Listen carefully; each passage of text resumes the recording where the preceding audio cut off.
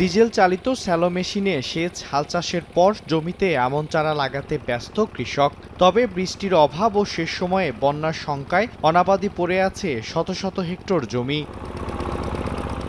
আমন চারা লাগানোর উপযুক্ত সময় মধ্য জুলাই থেকে মধ্য আগস্ট পেরিয়ে গেলেও এখনো জমিতে চারা লাগাচ্ছেন কুড়িগ্রামের ওপর দিয়ে প্রবাহিত ব্রহ্মপুত্র, ধরলা ও তিস্তা সহ ১৬ নদ নদীর অববাহিকার কৃষকরা। আগামী সেপ্টেম্বর পর্যন্ত বন্যার সম্ভাবনা থাকলেও জীবন জীবিকার তাগিদে ঝুঁকি নিয়ে আমন আবাদ শুরু করছেন কৃষকরা। বন্যা হলে এই জমির মধ্যে কোনো কিছু হবে না। সারের দাম বেশি, তেলের দাম বেশি, ধানের তো দামে নেই। সরকার যদি কিছু করতো, হর্তকির ব্যবস্থা করতো, তাই আমাদের ভালো হইতো।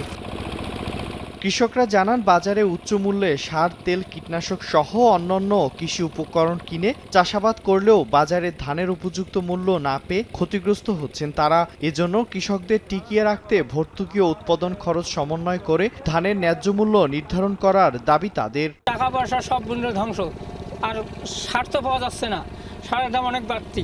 সরকারের কাছে আমার দাবি, জিনিসের দাম কমে দিবে, ধানের দাম বাড়ে দিবে, আমার লাভ হবে। সরকার যদি চাইতো তো কৃষকের একটু কিছু করতে পারতো।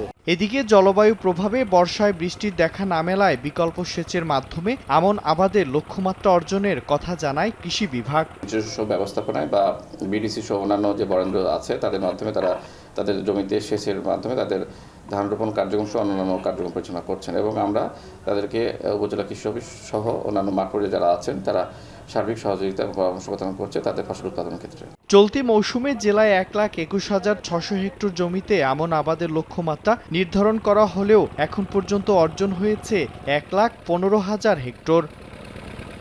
সময় সংবাদ, কুড়িগ্রাম।